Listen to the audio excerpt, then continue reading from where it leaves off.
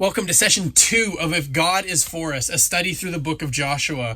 For this session, we're going to be taking a look at the second half of the first chapter of Joshua. In the first 9 verses in session 1, we saw Joshua taking on this mantle of leadership that had been given to him after the death of Moses. And now in verse 10, we see Joshua stepping into his role and to begin to get to work. He tells the people it's time to get to work and to get ready to go. In 3 days, we need to be ready to cross into Canaan, into the promised land, and to begin to take the land that God has given to us. Immediately, Joshua begins to walk in God's call on his life. He is confident and he's ready to do the job that's been given to him.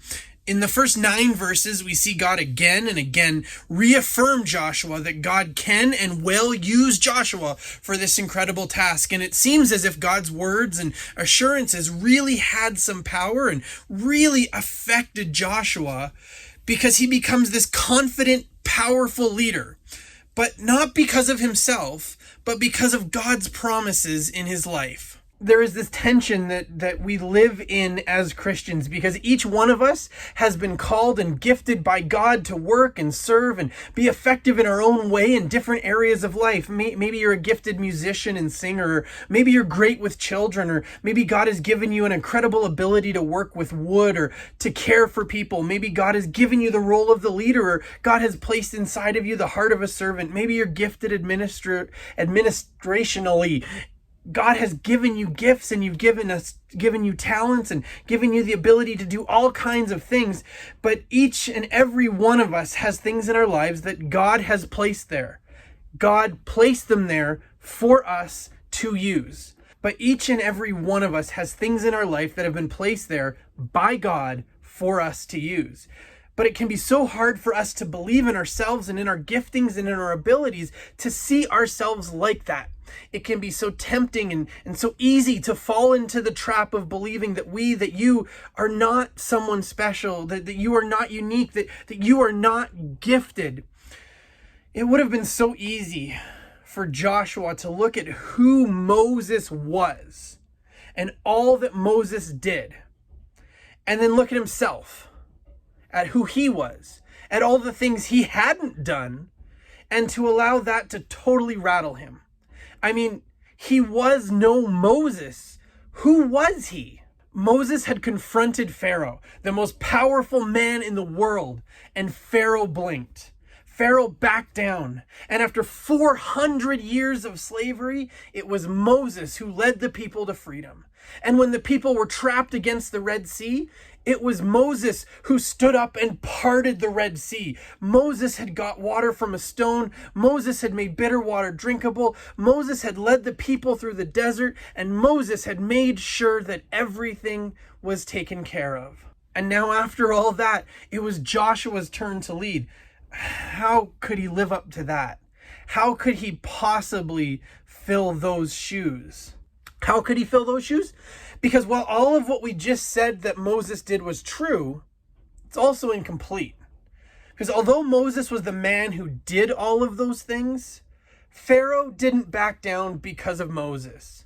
The Red Sea didn't part because Moses was so amazing. Moses wasn't the leader because of how remarkable he was. All of those things were only done through Moses. They weren't done by Moses. They were done by God through Moses. Moses was just the vessel. God was the engine. And God had said to Joshua that the same God that did all of those things through Moses was now going to use Joshua. And Joshua was faced with a choice between the insecurities of who he wasn't and the confidence of knowing God's promises. And Joshua chose to walk in confidence.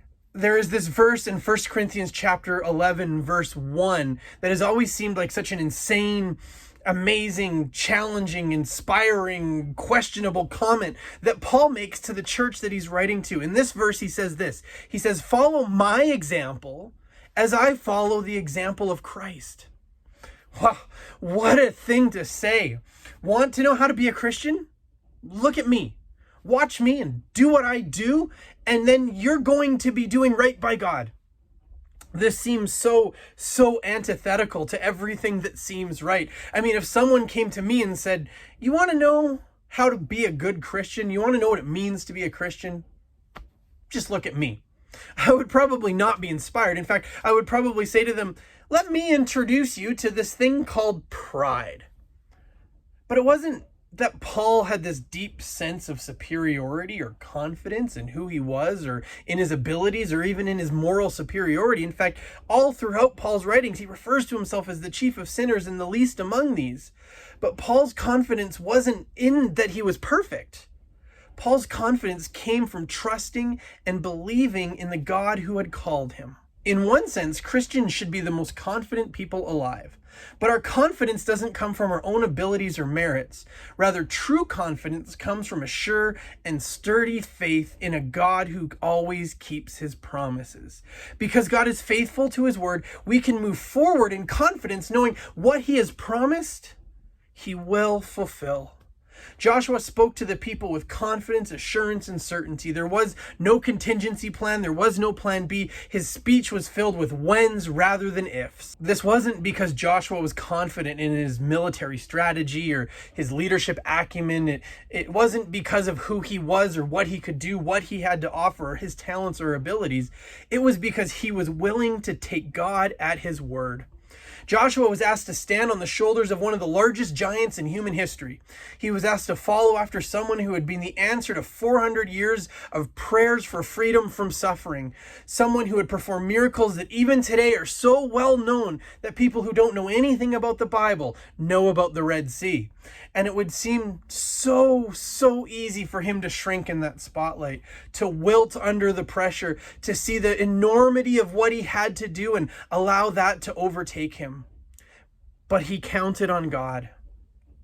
For you and for me, God has called each of us to all kinds of things, to be all kinds of things, to fill all kinds of roles, to live out all kinds of callings, to be miracle providers, to be examples to others in our faith, to give of ourselves, to sacrifice for others and for Jesus, to do the things that may seem way too big for us. To lead, to follow, to give, to be, to give up, to hold on, to follow Jesus. And in the face of all that God has called us to do, it can be so easy to allow our insecurities to overwhelm us. It can be so easy to see all the reasons we can't, to be easy to find all the reasons we'll fail, to look for plan B, to wilt, to miss, to close our eyes and our ears to God. But if we place our hope and our belief and our trust not in ourselves and in our own abilities to get things done, but rather we recognize that we are just the vessel and God is the engine and he's going to get it done if we count on God.